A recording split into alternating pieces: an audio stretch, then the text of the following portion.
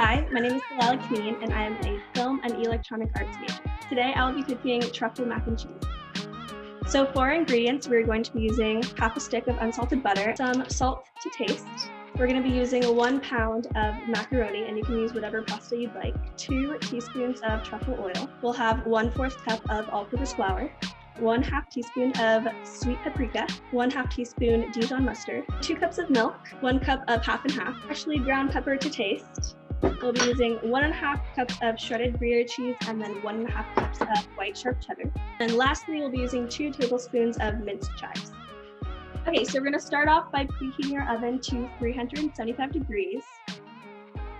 We're going to start off by bringing a large saucepan to a boil, and this is going to cook your pasta, so follow whatever directions you have for your own box. My aunt makes this dish the best, so usually I leave it to her, but at Thanksgiving we always have multitude of dishes. So we have ham, turkey, stuffing, green beans, all the classic dishes.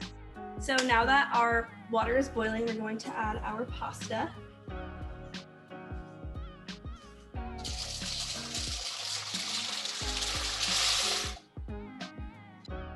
Usually when we're making Thanksgiving dishes, my whole family's here, so we're always having some sort of conversation or listening to music. But when I'm just cooking by myself, I'll watch a YouTube video or listen to some music. Okay, so it's been about 9 minutes. Our pasta is a little bit under al dente, and we're going to strain it. So we're gonna put our pot back on the stove, and we're gonna transfer our strained pasta, it's very warm, into a bowl. And we're gonna take our truffle oil and we're just gonna pour it right on the top of that. Okay, so we're gonna return our saucepan to medium-high heat, and we're gonna grab our half stick of butter and pull it right in there. We're going to, once our butter is inside of our pot, we're going to let that melt a little bit. Now that our butter is melted, we are going to add in our paprika, our flour, and our Dijon mustard. So now that your mixture has been cooked a little bit and has no visible flour lumps, we're going to add in our cup of half and half, as well as our 2 cups of milk. And we're going to stir this and bring it to a boil.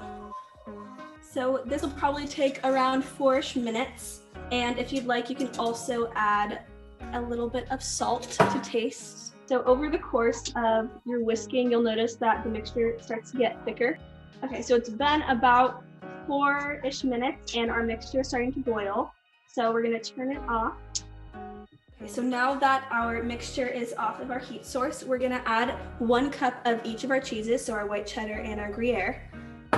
And we're gonna save a little bit of it so that we can add it at the top once we put it in the oven. So just eyeball it again. With the cheese, we're also gonna add a little bit of pepper to season our mixture. And we're gonna mix that together. Okay, so now that the cheese has melted, we're gonna add in our pasta from before. So we have our pasta that has our truffle oil on top of it, and just stir it thoroughly.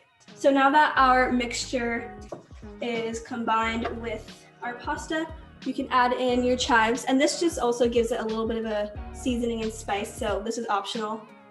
So we have our prepared baking sheet, and we're just gonna transfer our pasta into this baking sheet. And now we're gonna take our cheeses that we saved, so a little bit of our Gruyere and white cheddar, and we're just gonna sprinkle it all over the top.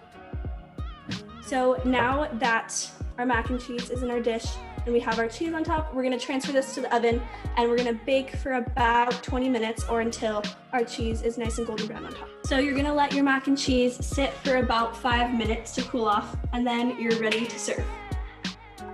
So here is our finished mac and cheese. You can see it has a nice golden brown crust and a gooey inside. And let's try a little bit of this.